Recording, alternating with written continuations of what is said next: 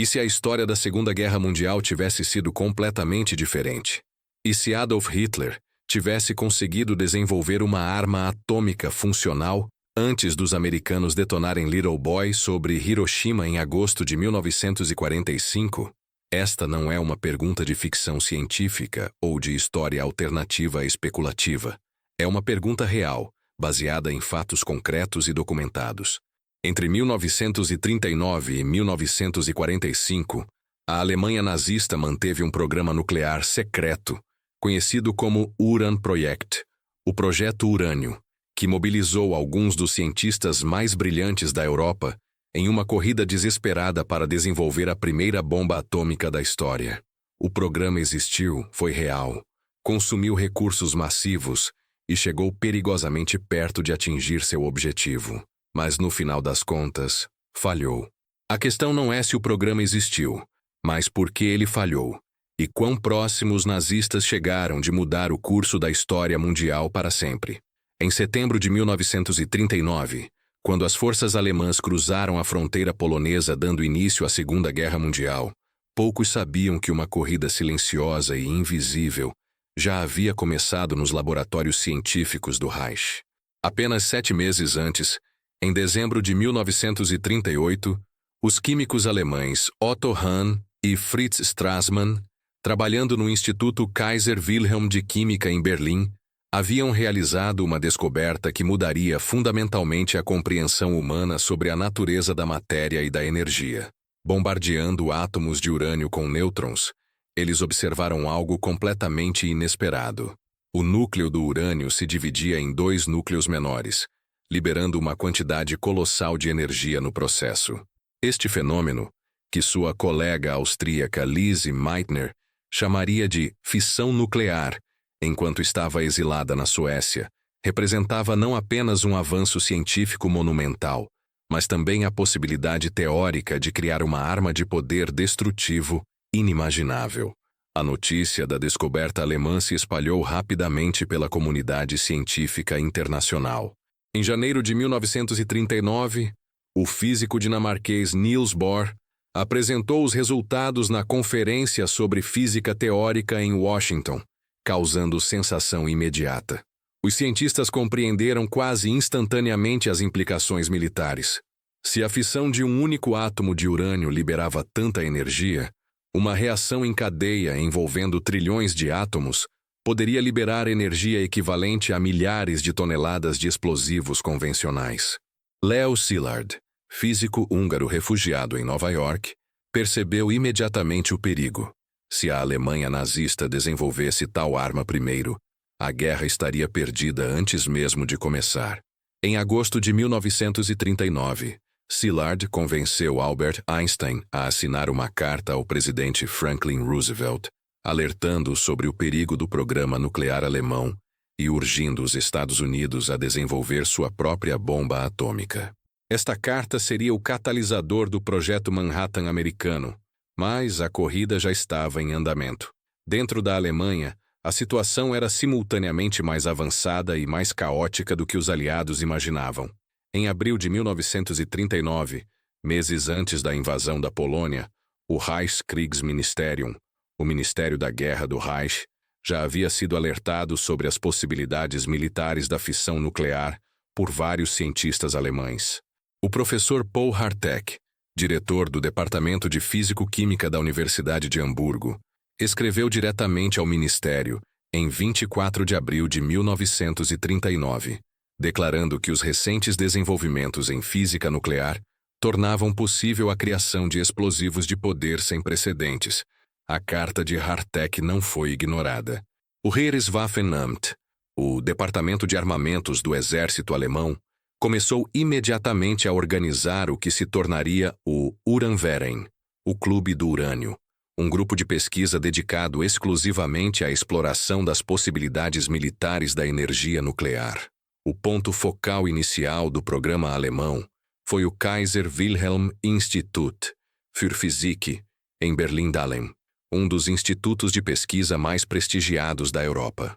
Em setembro de 1939, o físico Kurt Dibner, que trabalhava para o Heereswaffenamt, assumiu o controle administrativo do instituto e começou a coordenar os esforços de pesquisa nuclear para fins militares. Sob sua direção, o programa começou a tomar forma organizacional. Debner estabeleceu prioridades claras. Primeiro, determinar se uma reação em cadeia autossustentável era possível. Segundo, identificar os materiais necessários para tal reação. Terceiro, desenvolver métodos para separar os isótopos de urânio necessários. Quarto, projetar e construir um dispositivo explosivo funcional. Estas eram as mesmas questões fundamentais que os cientistas americanos, britânicos e soviéticos enfrentariam, mas os alemães haviam começado primeiro e com uma vantagem significativa em termos de conhecimento teórico. A figura central que emergiria como o protagonista científico do programa nuclear alemão não era Debner, o administrador militar, mas sim Werner Heisenberg, um dos físicos mais brilhantes do século XX.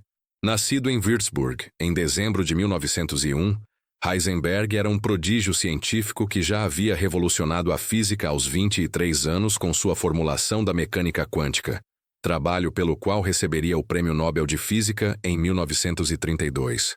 Aos 38 anos, quando a guerra começou, Heisenberg era diretor do Instituto Max Planck de Física em Leipzig e amplamente reconhecido como um dos maiores teóricos vivos em física nuclear. Alto, magro, de aparência jovial e com uma mente de capacidade extraordinária, Heisenberg incorporava o paradoxo central do programa nuclear alemão. Um cientista de classe mundial trabalhando para um regime que havia expulsado muitos de seus melhores colegas por motivos raciais, operando em um ambiente de guerra total, onde recursos escassos tinham que ser justificados em termos de aplicação militar imediata. Em dezembro de 1939, Heisenberg produziu um dos documentos mais importantes e controversos de todo o programa nuclear alemão, um relatório secreto intitulado Die Möglichkeit der technischen Energiegewinnung aus der Uranspaltung, a possibilidade de obtenção técnica de energia da fissão do urânio. Este relatório, de apenas 16 páginas, mas de densidade técnica extrema, estabelecia os fundamentos teóricos para tanto um reator nuclear quanto uma arma nuclear. Heisenberg demonstrou matematicamente que uma reação em cadeia autossustentável era teoricamente possível usando urânio natural se um moderador apropriado fosse usado para desacelerar os nêutrons. Ele identificou a água pesada, óxido de deutério, como o moderador mais eficiente. Crucialmente, Heisenberg também reconheceu que o isótopo raro urânio-235, que constituía menos de 1% do urânio natural, era muito mais eficiente para sustentar uma reação em cadeia do que o isótopo comum urânio-238. Se urânio-235 pudesse ser separado e concentrado em quantidades suficientes, Heisenberg calculou que poderia produzir um explosivo de poder inimaginável. O relatório de Heisenberg estabeleceu os parâmetros técnicos fundamentais do programa alemão pelos próximos 5 anos. 2 rotas principais para uma arma nuclear foram identificadas. A primeira envolvia construir um reator nuclear usando urânio natural e água pesada para produzir plutônio, um elemento artificial que ainda não havia sido descoberto, mas cuja existência Heisenberg previu teoricamente. A segunda rota envolvia enriquecer urânio natural para aumentar a concentração de urânio-235. Ambas as rotas eram imensamente difíceis do ponto de vista técnico e exigiriam recursos industriais massivos. Mas em 1940, com a Alemanha vitoriosa na Polônia, na Dinamarca, na Noruega, na Holanda, na Bélgica e dramaticamente na França, parecia que tais recursos estariam disponíveis. A primeira necessidade crítica era garantir suprimentos adequados das matérias-primas essenciais. Para a rota do reator, isso significava urânio e água pesada. A Alemanha tinha sorte em ambos os aspectos, inicialmente. A única instalação de produção de água pesada em escala industrial no mundo estava localizada em Vemork, na Noruega, parte da planta de fertilizantes Norsk Hydro. Quando a Wehrmacht ocupou a Noruega em abril de 1940, a planta de Vemork caiu intacta nas mãos alemãs. Em maio de 1940, Paul Hartech visitou Vemork e ordenou que toda a produção de água pesada fosse reservada exclusivamente para o programa nuclear alemão e que a capacidade de produção fosse expandida significativamente. Até o final de 1940, a instalação estava produzindo aproximadamente 10 kg de água pesada de grau nuclear por mês, e planos estavam em andamento para aumentar isso para 100 kg mensais. Quanto ao urânio, a Alemanha controlava agora as minas de urânio em Joachimsthal, nos Sudetos, anexados da Tchecoslováquia em 1938, e tinha acesso às reservas de minério de urânio processado mantidas pela Union Minière du Haut-Katanga, a empresa belga que controlava as ricas minas de urânio no Congo belga. Quando a Bélgica caiu em maio de 1940, aproximadamente 1.200 toneladas de minério de urânio de alta qualidade armazenadas em Uhlen, na Bélgica, foram imediatamente confiscadas pela Wehrmacht e transportadas para a Alemanha. Com materiais garantidos, o programa progrediu para a fase experimental crítica: construir um reator nuclear funcional. Entre 1940 e 1945, os cientistas alemães construiriam uma série de reatores experimentais, cada um maior e mais sofisticado que o anterior, numa tentativa de alcançar uma reação em cadeia autossustentável. Esta série de experimentos, conhecida coletivamente como os experimentos Pilot, representou o esforço técnico mais concentrado e sistemático do programa alemão. O primeiro experimento significativo foi realizado em Leipzig em 1940, sob a direção de Robert Doppel, assistente de Heisenberg, usando camadas alternadas de óxido de urânio em pó e parafina como moderador. O experimento falhou em alcançar criticalidade, mas os dados coletados foram valiosos. Um segundo experimento em fevereiro de 1941, usando uma configuração aprimorada, também falhou, mas chegou mais perto. Heisenberg percebeu que a parafina não era um moderador suficientemente eficiente. Água pesada seria necessária.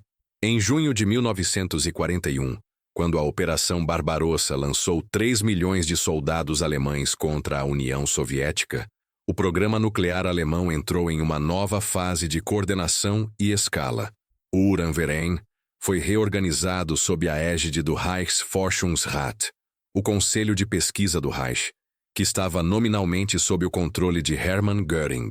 Simultaneamente, um segundo programa nuclear foi estabelecido sob os auspícios das SS de Heinrich Himmler, criando uma rivalidade burocrática contraproducente típica do regime nazista. Esta duplicação de esforços dividiria recursos escassos e impediria a coordenação efetiva pelo restante da guerra. Mas, no verão de 1941, com a vitória sobre a União Soviética parecendo iminente, tais preocupações pareciam prematuras. Heisenberg e seus colegas acreditavam que tinham tempo suficiente para desenvolver a tecnologia necessária.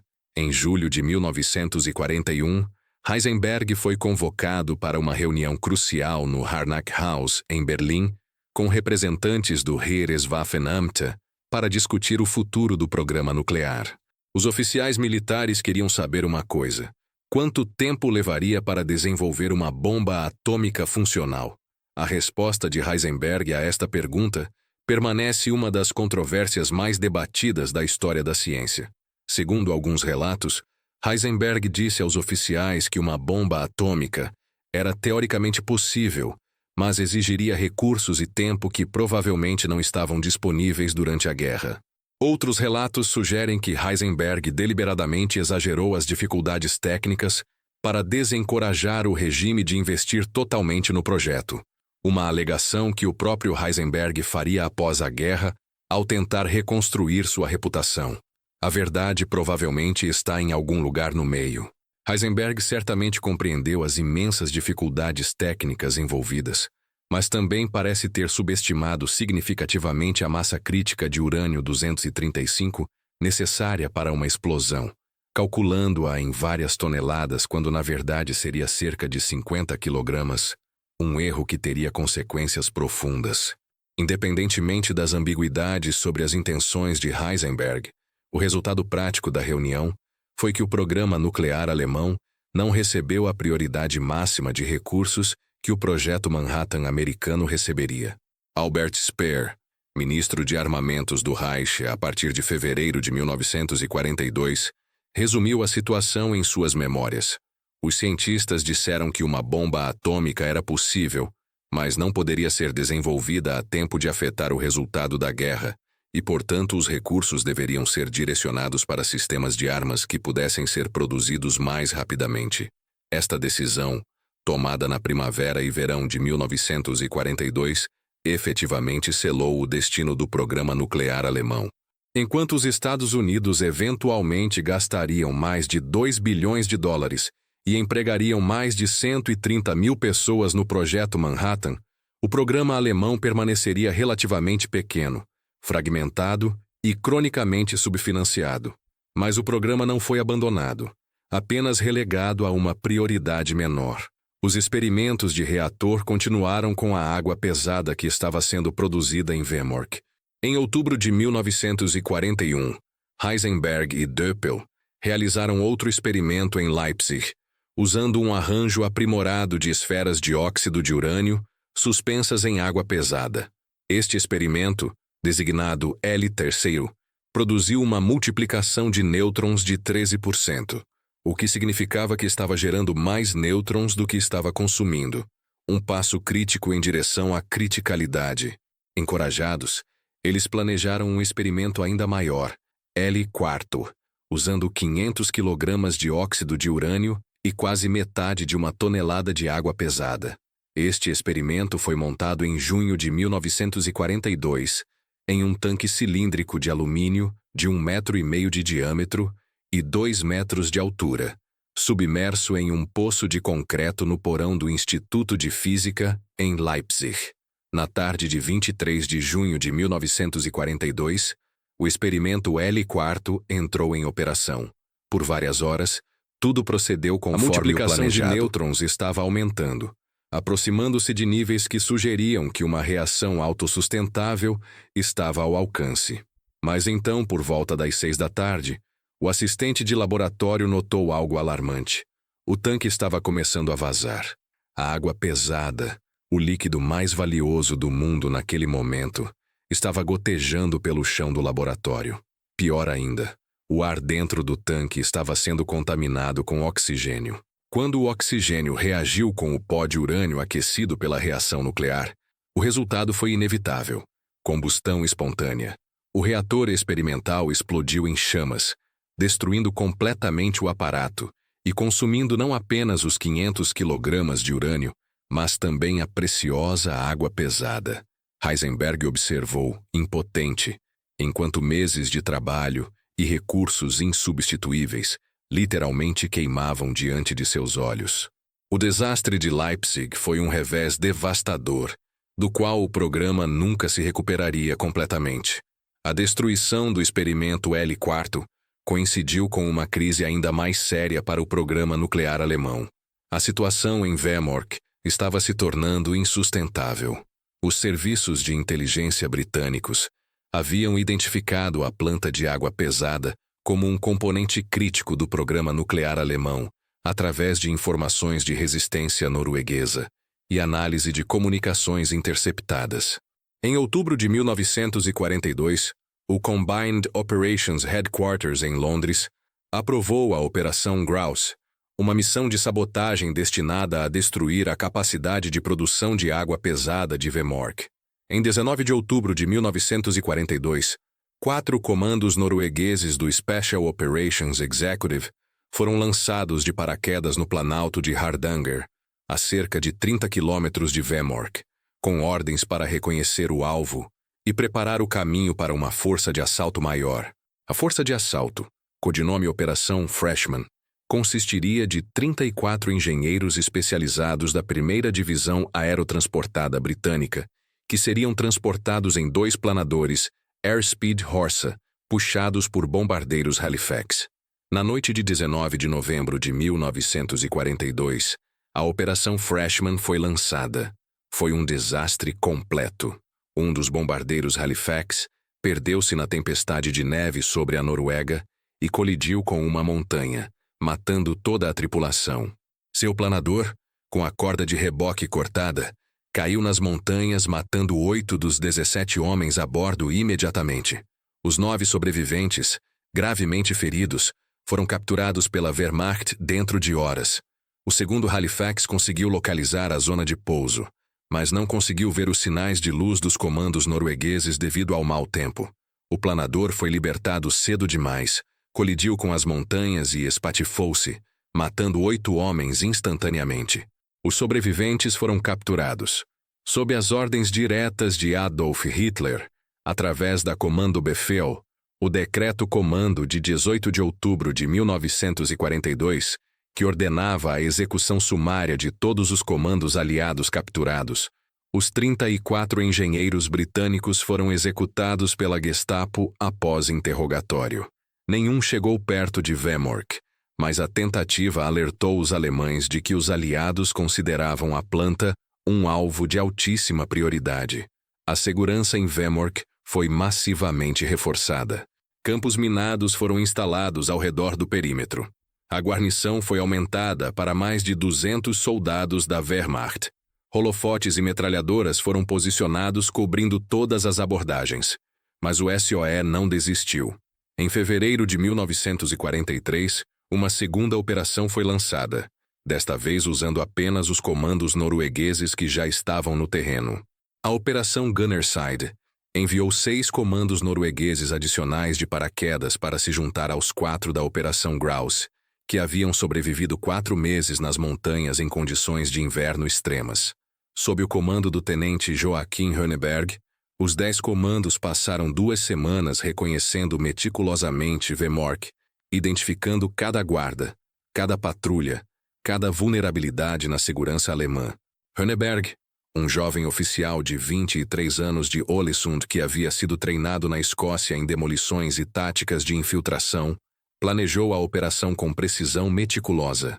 Na noite de 27 para 28 de fevereiro de 1943, em condições de frio brutal com temperaturas abaixo de 20 graus negativos, a equipe Gunnerside desceu o desfiladeiro íngreme de 600 metros até o vale do rio Mona, cruzou o rio congelado e escalou a parede rochosa oposta até a planta de Vemork.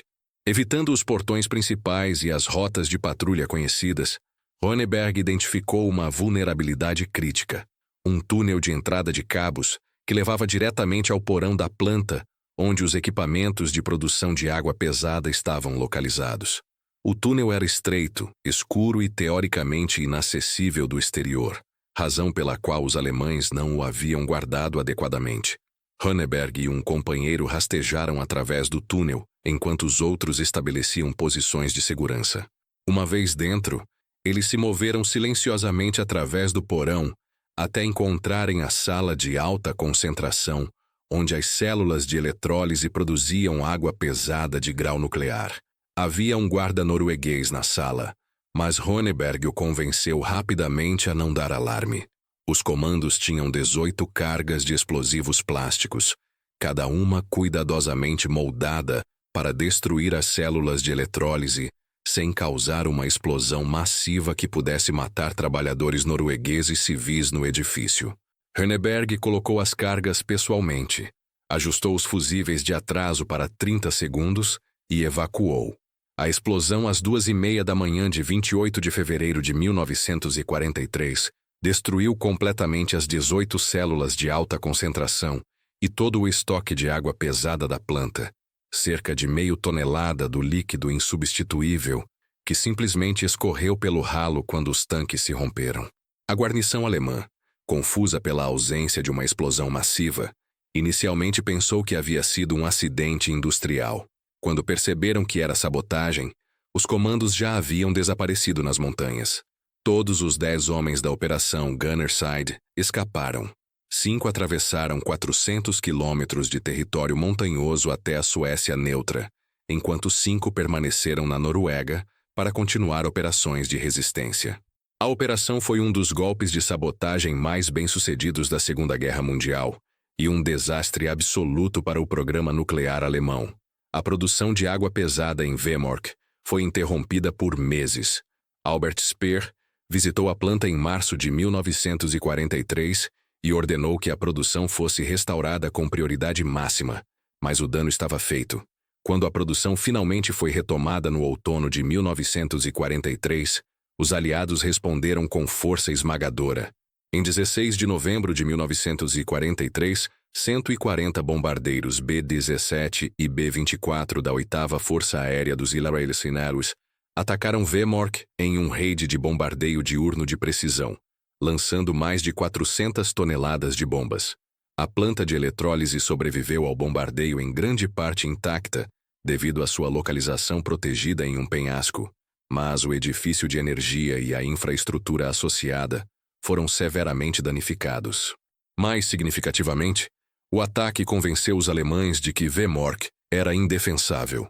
Em dezembro de 1943, o Reichskommissar Josef Terboven ordenou que toda a produção de água pesada fosse transferida para a Alemanha e que o equipamento remanescente em Vemork fosse desmontado e evacuado. A evacuação foi planejada para fevereiro de 1944. Todo o estoque remanescente de água pesada de grau nuclear, aproximadamente 614 kg em 39 tambores, seria transportado por comboio ferroviário de Vemork até Yukon, depois por balsa através do lago Tin até Mel, e de lá por ferrovia até a Alemanha. A resistência norueguesa, alertada sobre o plano através de trabalhadores civis na planta, passou a informação para Londres. O SOE transmitiu ordens urgentes. A água pesada não poderia ser permitida alcançar a Alemanha. A resistência tinha duas opções: emboscar o comboio ferroviário, o que resultaria em baixas civis significativas, ou sabotear a balsa no meio do lago Tin, onde o lago tinha 430 metros de profundidade, e os tambores nunca seriam recuperados. Escolheram a segunda opção. Na noite de 19 de fevereiro de 1944, 3 comandos da resistência norueguesa, incluindo Knut Haukelid, um veterano da Operação Gunnerside, infiltraram-se a bordo da balsa SF Hydro, enquanto ela estava atracada em Mel. Trabalhando silenciosamente no porão escuro e frio da balsa, eles colocaram aproximadamente 9 kg de explosivos plásticos contra o casco, conectados a 2 sistemas de fusível independentes, ajustados para detonar às 10h45 da manhã do dia seguinte, quando a balsa estaria sobre a parte mais profunda do lago. Os comandos escaparam sem serem detectados. Na manhã de 20 de fevereiro, a SF Hydro partiu do cais com 53 passageiros e tripulantes a bordo, incluindo mulheres e crianças noruegueses que não tinham conhecimento do carregamento mortal ou das cargas explosivas no casco. Às 10h45, exatamente como planejado, a explosão rasgou o fundo da balsa. A SF Hydro afundou em menos de 5 minutos, levando consigo os 39 tambores de água pesada e 14 passageiros e tripulantes que não conseguiram escapar a tempo. Os tambores e seu conteúdo pousaram no fundo do lago Tin a uma profundidade que tornava a recuperação impossível com a tecnologia de 1944. O afundamento da SF Hydro foi o golpe de morte para a rota de água pesada do programa nuclear alemão. Sem acesso à água pesada em quantidades suficientes, os experimentos de reator em Berlim e em outros lugares foram severamente prejudicados. Heisenberg e seus colegas tentaram compensar usando grafite como moderador alternativo, mas a grafite disponível na Alemanha continha impurezas que absorviam nêutrons, tornando-a inadequada. Experimentos usando grafite em 1941 e 1942 haviam falhado, e os cientistas alemães concluíram erroneamente que grafite simplesmente não funcionaria como moderador, não percebendo que grafite ultrapura funcionaria perfeitamente, como os americanos demonstrariam no reator Chicago Pile 1 de Enrico Fermi.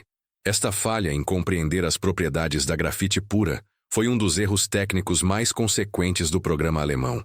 Enquanto a rota do reator enfrentava obstáculos crescentes, a rota alternativa para uma bomba atômica, o enriquecimento de urânio-235, estava progredindo lentamente, mas continuamente.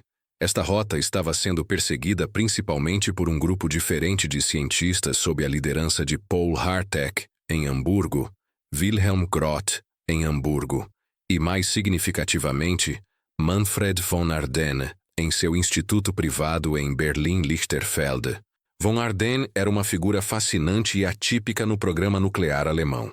Um inventor prolífico e empreendedor científico que havia feito fortuna com patentes em tecnologia de televisão e estabelecido seu próprio instituto de pesquisa independente, generosamente financiado pelo Reichspost, o serviço postal alemão, e pessoalmente por Wilhelm Ohnesorg, o Reichspostminister. Von Ardenne estava investigando a separação de isótopos usando técnicas de separação eletromagnética baseadas em espectrometria de massa. O princípio era teoricamente simples, mas tecnicamente imensamente difícil. Íons de urânio carregados eletricamente poderiam ser acelerados através de um campo magnético, e o isótopo mais leve, urânio-235, seria defletido ligeiramente, mais que o urânio-238 mais pesado, permitindo a separação física. O problema era que as diferenças de massa eram minúsculas, as quantidades de material processado eram microscópicas, e o processo consumia quantidades prodigiosas de energia elétrica. Von Ardenne construiu um separador eletromagnético experimental, o Isotop Trenn-Rohr, em seu instituto em 1941, e demonstrou que o processo funcionava em princípio, mas a taxa de produção era absurdamente baixa, frações de microgramas de urânio-235 por dia. Escalar isso para produzir os quilogramas necessários para uma bomba exigiria instalações industriais massivas e mais energia elétrica do que a Alemanha poderia alocar em tempo de guerra. Ironicamente, os americanos enfrentariam exatamente os mesmos problemas com seus separadores eletromagnéticos I-212 em Oak Ridge, Tennessee, mas resolveriam os problemas através de força bruta industrial, construindo centenas de calutrons em instalações que consumiam mais eletricidade que muitas cidades inteiras. Outros métodos de separação isotópica foram explorados pelos cientistas alemães, com resultados similarmente desanimadores. A difusão gasosa, onde hexafluoreto de urânio gasoso é forçado através de barreiras porosas que separam preferencialmente o isótopo mais leve, foi investigada por Harteck e outros, mas considerada impraticável devido aos requisitos de materiais resistentes à corrosão e as milhares de estágios de separação necessários. A ultracentrifugação, onde hexafluoreto de urânio gasoso é girado em centrífugas de alta velocidade para separar os isótopos por diferença de densidade, foi desenvolvida por Groth em Hamburgo e mostrou promessa teórica, mas as centrífugas tinham que girar a dezenas de milhares de rotações por minuto e tendiam a desintegrar-se catastroficamente, além de requererem milhares de unidades operando em cascata para produzir quantidades úteis de material. Cada método funcionava em escala de laboratório, mas representava desafios de engenharia assustadores para a escala industrial. Apesar desses desafios técnicos e da prioridade reduzida de recursos, os experimentos de reator continuaram com determinação notável até os estágios finais da guerra. Entre 1942 e 1945, Heisenberg e seus colegas construíram uma série de reatores experimentais progressivamente maiores, designados como experimentos BI até B8, realizados em Berlim, no laboratório instalado em um bunker especialmente construído no Instituto Kaiser Wilhelm. O experimento mais avançado, B8, foi montado no início de 1945, usando um arranjo otimizado de cubos de urânio metálico suspensos em água pesada. O urânio metálico era preferível ao óxido de urânio, porque tinha densidade maior e melhores propriedades de moderação de nêutrons, mas era extremamente difícil de produzir em pureza suficiente. A empresa Auer Gesellschaft, em Oranienburg, havia desenvolvido técnicas para produzir urânio metálico de alta pureza, e no final de 1944, aproximadamente 1,5 toneladas estava disponível para os experimentos. O experimento B-8, montado em janeiro de 1945, enquanto o Exército Vermelho avançava através da Polônia em direção ao rio Oder, representou o ponto mais próximo que o programa alemão chegou de alcançar uma reação em cadeia autossustentável.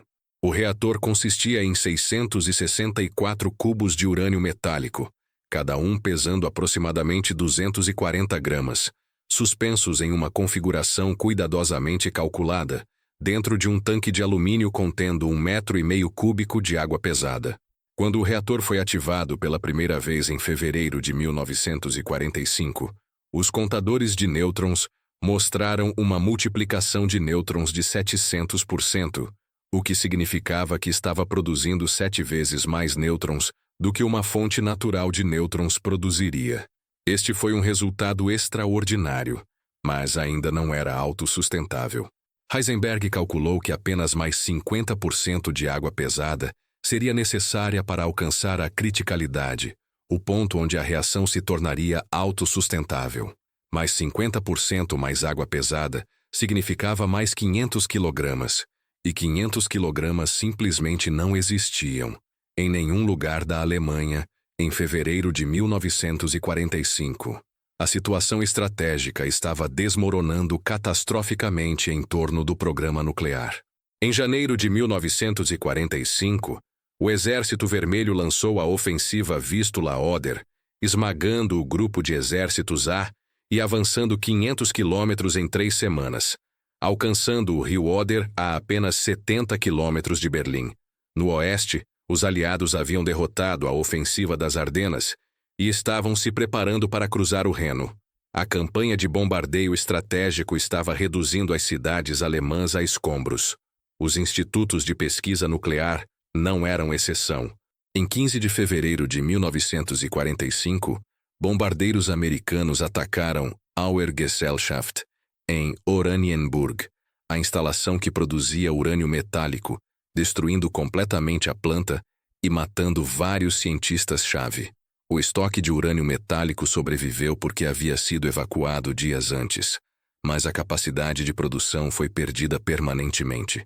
Diante do avanço soviético iminente, o Heereswaffenamt ordenou a evacuação de emergência de todos os programas de pesquisa críticos de Berlim. O experimento B-8 foi desmontado apressadamente em fevereiro de 1945. Os cubos de urânio, a água pesada, os instrumentos e documentos foram embalados em caixas e carregados em caminhões para evacuação para o sul. O destino escolhido foi Haigerloch, uma pequena cidade no sul da Alemanha em Baden-Württemberg, aproximadamente 60 quilômetros ao sul de Stuttgart.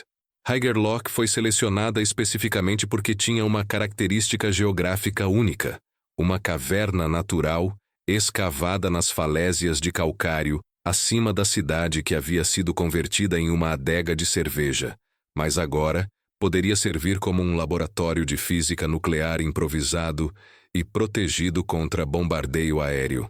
A relocação para Haigerloch, em março de 1945, foi uma operação de logística extraordinária, sob condições de caos total.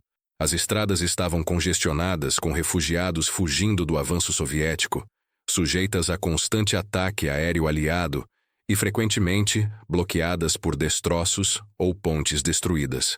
Os comboios de caminhões transportando os componentes do reator tiveram que navegar por esta paisagem apocalíptica, desviando de colunas militares em retirada e ataques de caças-bombardeiros aliados. Que qualquer coisa chegasse a Haigerloch intacta era quase milagroso, mas chegar funcionou. Em meados de março, os componentes essenciais do experimento B-8 estavam em Haigerloch e os cientistas começaram o trabalho de reconstrução na caverna de rocha.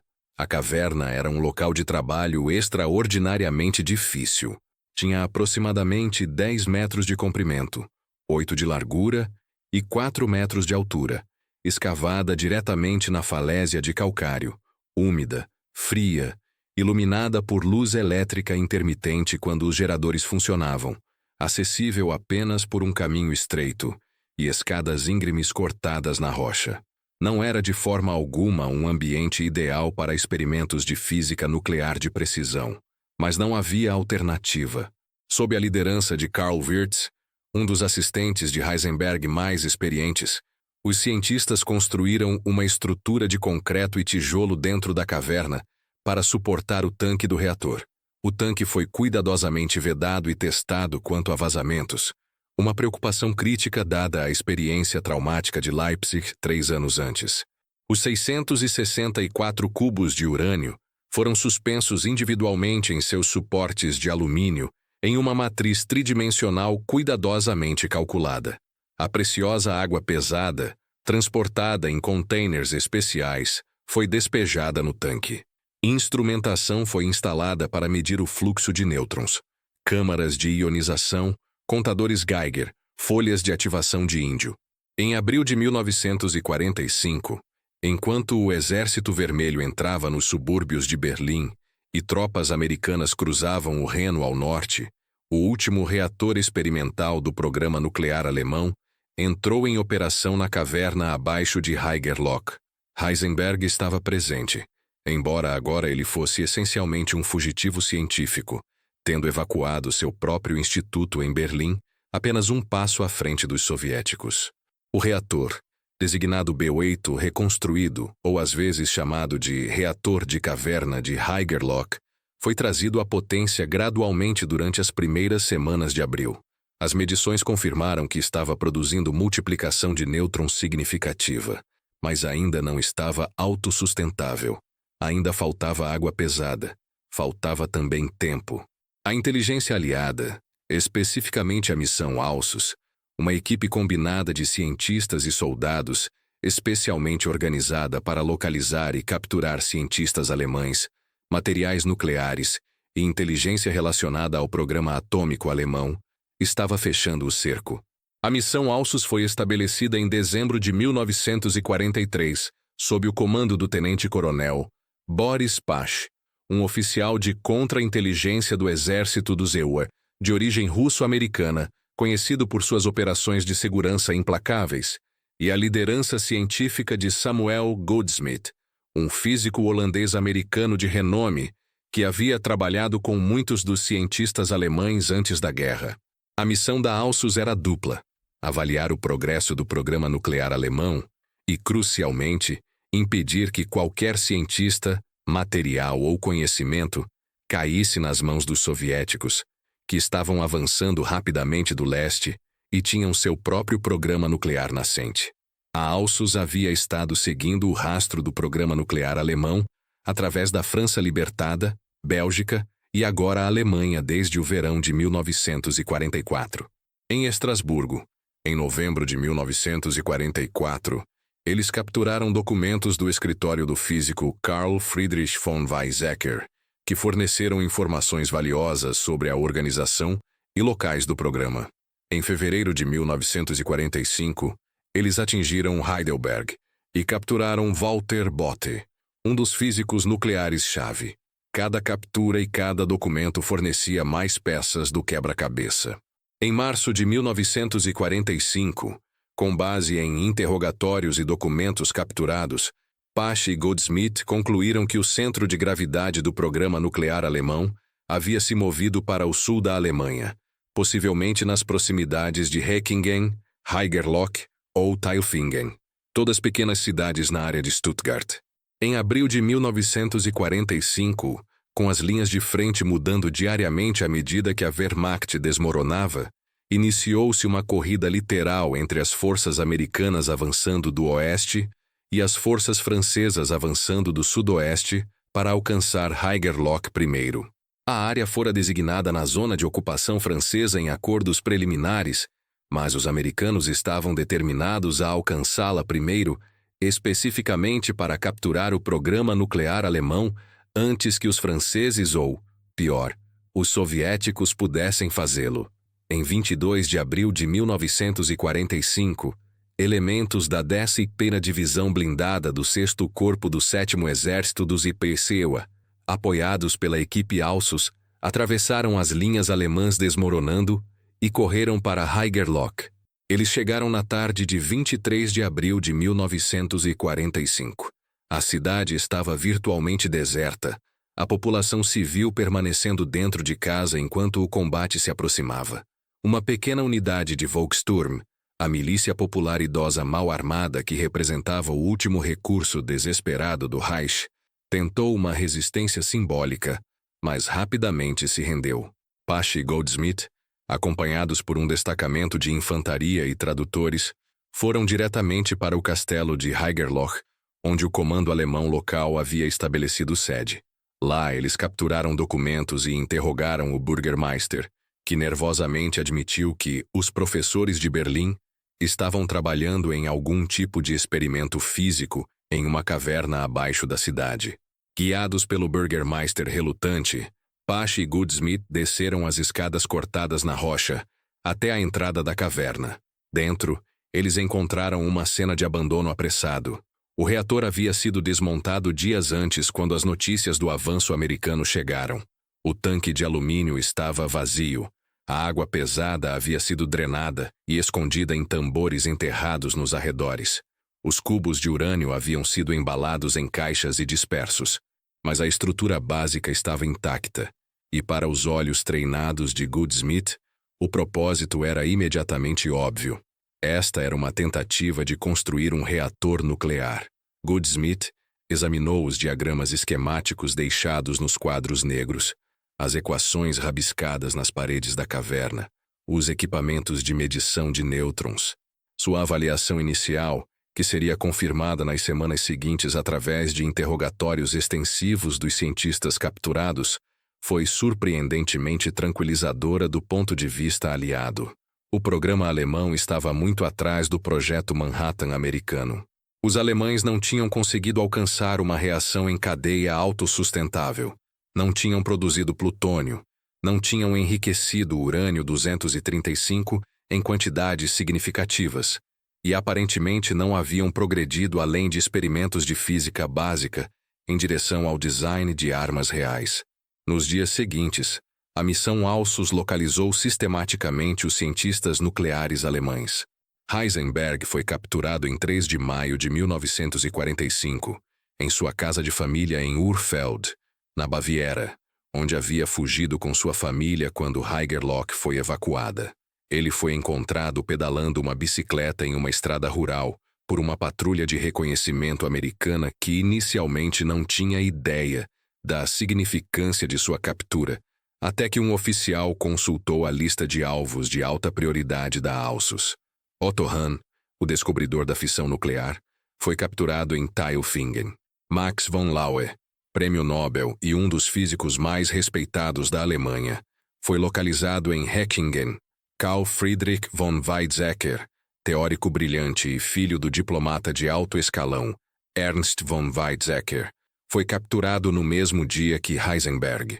Um total de 10 cientistas nucleares alemães de elite foram eventualmente reunidos e, em uma operação classificada codinome Operação Epsilon, transportados secretamente para a Inglaterra, onde seriam internados em Farm Hall, uma mansão rural em Godmanchester, Cambridgeshire, que havia sido convertida em uma instalação de interrogatório e escuta do MI6 britânico.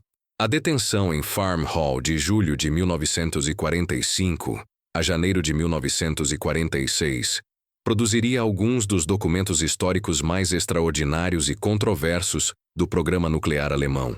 As transcrições secretas das conversas dos cientistas alemães, gravadas por microfones ocultos instalados em todas as salas da mansão.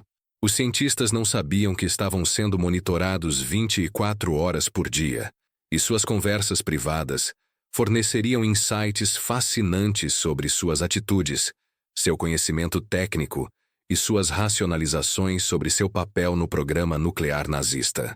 O momento mais dramático registrado em Farm Hall ocorreu na noite de 6 de agosto de 1945, quando os cientistas alemães detidos ouviram pela primeira vez, através de um noticiário da BBC, que os Estados Unidos haviam detonado uma bomba atômica sobre Hiroshima. As reações capturadas nas transcrições de Farm Hall revelaram choque genuíno, descrença inicial e então uma mistura complexa de emoções. Han ficou profundamente perturbado, sentindo-se pessoalmente responsável pela destruição, dado que sua descoberta da fissão nuclear havia tornado a bomba possível. Heisenberg inicialmente duvidou que os americanos realmente tivessem construído uma bomba de fissão, especulando que talvez fosse apenas uma bomba convencional grande ou um tipo diferente de arma. Mas à medida que mais detalhes emergiram nos dias seguintes, e particularmente depois da segunda bomba em Nagasaki em 9 de agosto, a realidade tornou-se inegável. Os americanos haviam conseguido o que os alemães não conseguiram. Nas conversas gravadas nos dias seguintes ao bombardeio de Hiroshima, Heisenberg começou furiosamente a recalcular suas estimativas anteriores de massa crítica, percebendo que ele havia cometido um erro significativo ao superestimar a quantidade de urânio-235 necessária para uma explosão nuclear por um fator de cerca de 50. Ele havia calculado toneladas, quando a quantidade real era dezenas de quilogramas. Este erro, seja ele resultado de um erro matemático genuíno, compreensão teórica incompleta ou possivelmente sabotagem intencional subconsciente, teve consequências profundas para todo o programa alemão. A questão de por que o programa nuclear alemão falhou, quando os cientistas alemães haviam iniciado com uma vantagem significativa em conhecimento teórico, permanece objeto de debate histórico intenso até hoje. As explicações são múltiplas e interligadas. Primeiro, e talvez mais fundamentalmente, o regime nazista nunca comprometeu os recursos em escala necessária. Enquanto o projeto Manhattan americano eventualmente empregaria mais de 130 mil pessoas e construiria instalações industriais inteiras em Oak Ridge, Hanford e Los Alamos, o programa alemão permaneceu relativamente pequeno, fragmentado entre instituições rivais e cronicamente subfinanciado. Albert Speer, em suas memórias do pós-guerra, estimou que o programa nuclear alemão total recebeu menos de 2 milhões de Reichsmarks em financiamento durante toda a guerra, uma fração minúscula comparada aos mais de 2 bilhões de dólares americanos gastos no projeto Manhattan. Segundo, a estrutura política caótica do Terceiro Reich, com suas jurisdições sobrepostas e competitivas, foi profundamente contraproducente para um projeto científico que requeria coordenação centralizada. O Heereswaffenamt, o Reichsforschungsrat, as SS de Himmler, o Reichspost de Ohn-Sorge, todos mantinham programas nucleares separados e competitivos, duplicando esforços e competindo por recursos escassos. Nenhuma figura única tinha autoridade para impor coordenação ou alocar recursos de forma eficiente. Em contraste, o projeto Manhattan americano operava sob uma hierarquia de comando unificada com o General Leslie Groves, exercendo autoridade absoluta sobre todos os aspectos do programa. Terceiro, a perseguição nazista aos cientistas judeus havia devastado a comunidade científica alemã, precisamente nas áreas mais relevantes para a física nuclear. A lista de físicos de classe mundial que fugiram da Alemanha nazista ou da Europa ocupada pelos nazistas lê como um quem é quem da física do século XX. Albert Einstein, Lise Meitner, Otto Frisch, Rudolf Peierls, Hans Bethe, Edward Teller, Leo Szilard, Enrico Fermi, Niels Bohr e dezenas de outros. Muitos desses refugiados tornaram-se figuras centrais no projeto Manhattan. A Alemanha nazista havia literalmente exportado os cérebros científicos que poderiam ter dado a Hitler a bomba atômica. Quarto, os erros técnicos específicos foram devastadores. A conclusão errônea de que grafite não poderia servir como moderador de nêutrons fechou uma rota inteira para o desenvolvimento do reator que os americanos explorariam com sucesso. O cálculo incorreto de Heisenberg da massa crítica de urânio-235 fez a bomba parecer muito mais difícil de construir do que realmente era. A dependência da água pesada, quando a única fonte significativa estava localizada na Noruega ocupada e vulnerável à sabotagem, foi uma vulnerabilidade estratégica fatal que foi explorada implacavelmente pelos aliados. Quinto, e talvez mais subjetivamente, Permanece a questão do comprometimento psicológico dos cientistas alemães com o objetivo de fornecer uma bomba atômica a Adolf Hitler. Esta questão foi debatida ferozmente desde o final da guerra, particularmente em relação a Werner Heisenberg. Na década de 1950, Heisenberg argumentaria que ele e outros cientistas alemães haviam deliberadamente retardado o programa nuclear porque não queriam dar armas nucleares aos nazistas, uma alegação que ele caracterizou como resistência moral consciente. Esta narrativa foi desafiada vigorosamente por outros físicos, notavelmente Samuel Goldschmidt, que argumentou que os alemães simplesmente falharam tecnicamente e posteriormente racionalizaram seu fracasso como escolha moral. As transcrições de Farm-Hall fornecem evidências ambíguas. Algumas conversas sugerem que os cientistas alemães estavam genuinamente tentando construir uma bomba. Outras conversas sugerem alívio por não terem conseguido. A verdade provavelmente varia entre indivíduos e mudou ao longo do tempo, à medida que as perspectivas da vitória alemã diminuíram. Sexto, o contexto estratégico geral da guerra importava enormemente. A Alemanha estava lutando uma guerra de múltiplas frentes contra inimigos com populações e recursos industriais combinados vastamente superiores, sob bombardeio estratégico crescente que destruía a infraestrutura industrial e interrompia a produção. Nas circunstâncias reais da guerra de 1942 em diante, com a Alemanha cada vez mais na defensiva, alocar recursos massivos para um projeto de longo prazo com resultados incertos era uma escolha estratégica extremamente difícil. Os Estados Unidos, protegidos por oceanos e enfrentando ameaças territoriais mínimas, poderiam se dar ao luxo de investir em pesquisa nuclear especulativa de longo prazo. A Alemanha, lutando pela sobrevivência em 1943 e 1944, precisava de armas que pudessem ser produzidas e implantadas imediatamente. E, finalmente, houve a questão da sabotagem aliada e interrupção. As operações de comandos contra Wehrmacht, a campanha de bombardeio estratégico contra instalações de pesquisa e produção, a captura sistemática de cientistas e materiais pela missão Alsos, à medida que o território alemão era invadido, tudo isso degradou ativamente a capacidade do programa alemão de funcionar. O afundamento da SF Hydro sozinho, eliminando o estoque de água pesada da Alemanha em um único golpe, pode ter atrasado o programa em 1 ano ou mais. Em uma corrida onde o tempo importava supremamente, tal atraso era fatal. Quando a guerra terminou em maio de 1945, o programa nuclear alemão estava em ruínas. Os cientistas estavam em custódia aliada, ou no caso daqueles capturados pelos soviéticos na zona de ocupação oriental, a caminho da União Soviética, onde seriam coagidos a trabalhar no programa nuclear soviético. Os materiais haviam sido confiscados. Aproximadamente 11 toneladas de óxido de urânio e cerca de 2 toneladas de urânio metálico foram apreendidos pela missão Alsos e enviados aos Estados Unidos. A água pesada restante, localizada enterrada em tambores em vários locais ao redor de Haigerloch e Heckingen, foi recuperada e também enviada aos Estados Unidos. Os documentos foram confiscados e classificados. As instalações foram desmanteladas. Mas a história não terminou ali. A herança do programa nuclear alemão reverbera de maneiras complexas através da história subsequente.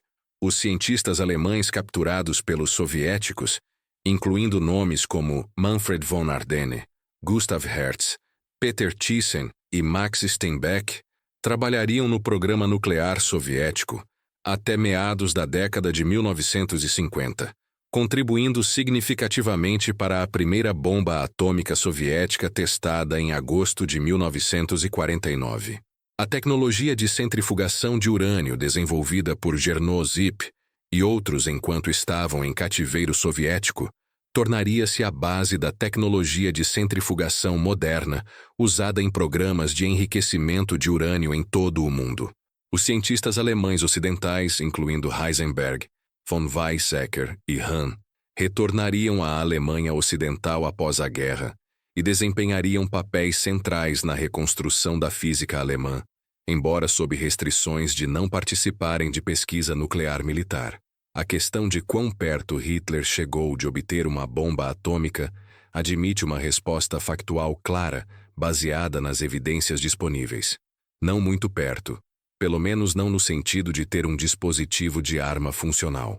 Em maio de 1945, quando a Alemanha se rendeu, o programa nuclear alemão não havia alcançado uma reação em cadeia autossustentável, não havia produzido quantidades significativas de plutônio, não havia enriquecido urânio, 235, além de quantidades triviais de laboratório, e definitivamente não havia projetado ou construído um dispositivo de arma funcional. Os americanos naquele ponto tinham 3 bombas. O dispositivo Gadget de plutônio, testado em Alamogordo em julho, a bomba de urânio Little Boy detonada sobre Hiroshima em agosto, e a bomba de plutônio Fat Man detonada sobre Nagasaki. A diferença entre os programas não era medida em meses, mas em anos de progresso. No entanto, a pergunta contrafactual permanece intrigante. E se as circunstâncias tivessem sido ligeiramente diferentes? E se a Alemanha tivesse comprometido recursos à escala do Projeto Manhattan em 1940, quando a vitória parecia possível? E se Vemork não tivesse sido sabotada, e a água pesada tivesse continuado fluindo? E se Heisenberg não tivesse cometido seu erro de cálculo de massa crítica? E se os cientistas judeus não tivessem sido expulsos, mas tivessem permanecido trabalhando para a Alemanha? A história não admite respostas definitivas para perguntas contrafactuais, mas os exercícios de pensamento são elucidativos. Mesmo sob circunstâncias ideais, dado o que sabemos sobre as dificuldades técnicas que os americanos enfrentaram, apesar de recursos essencialmente ilimitados, é difícil imaginar a Alemanha desenvolvendo uma bomba atômica funcional antes de 1945. E em 1945, a Alemanha já estava militarmente derrotada. Mas existe um cenário alternativo genuinamente assustador. E se a Alemanha tivesse desenvolvido uma bomba atômica, não em 1945, mas em 1943 ou início de 1944, quando ainda possuía capacidades militares ofensivas significativas? Uma única arma nuclear usada contra uma concentração de tropas aliadas durante a invasão da Normandia, ou contra o porto de Murmansk, para interromper os comboios de Lend-Lease soviéticos, ou simplesmente detonada demonstrativamente para forçar negociações, poderia ter mudado a trajetória da guerra de maneiras imprevisíveis. Este é o pesadelo contrafactual que assombrava os líderes aliados durante a guerra e que motivou a urgência desesperada do Projeto Manhattan. Eles não sabiam que o programa alemão estava tão atrasado. Eles tinham que assumir o pior cenário. A corrida pela bomba atômica durante a Segunda Guerra Mundial foi, em última análise, vencida não pela Alemanha que iniciou a corrida com vantagem científica, mas pelos Estados Unidos que mobilizaram recursos industriais sem precedentes e coordenação organizacional para transformar ciência teórica em hardware funcional em um período de tempo extraordinariamente curto. Foi uma demonstração de que na guerra moderna total, a capacidade industrial, a coordenação efetiva e o acesso a recursos importam tanto quanto a genialidade científica individual. A bomba atômica secreta de Hitler foi real, mas permaneceu frustrantemente fora de alcance até que foi tarde demais. A guerra terminou não com um cogumelo atômico sobre Londres ou Moscou, mas com Berlim em ruínas, Hitler morto por suicídio no bunker do Führerbunker, e os cientistas nucleares alemães em custódia aliada, seus reatores experimentais silenciosos, suas equações matemáticas arquivadas como curiosidades históricas de uma corrida que eles correram, mas não venceram.